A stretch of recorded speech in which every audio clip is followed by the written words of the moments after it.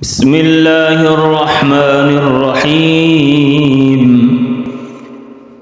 لم يكن الذين كفروا من أهل الكتاب والمشركين منفكين حتى تأتيهم البينة رسول من الله يتلو صحفا مطهرة فيها كتب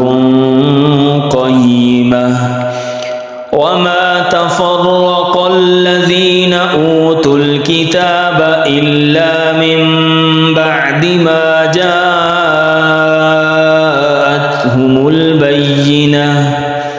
وما أمروا إلا ليعبدوا الله مخلصين له الدين حنفاء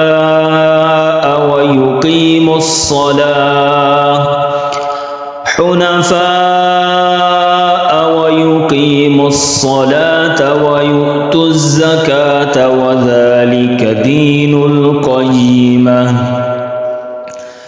إن الذين كفروا من أهل الكتاب والمشركين في نار جهنم خالدين فيها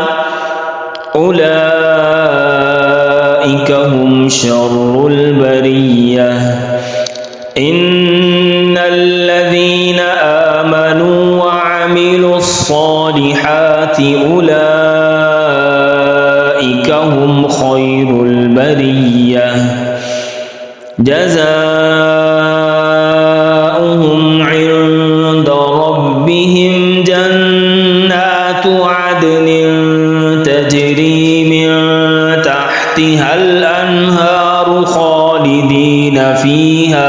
أبدا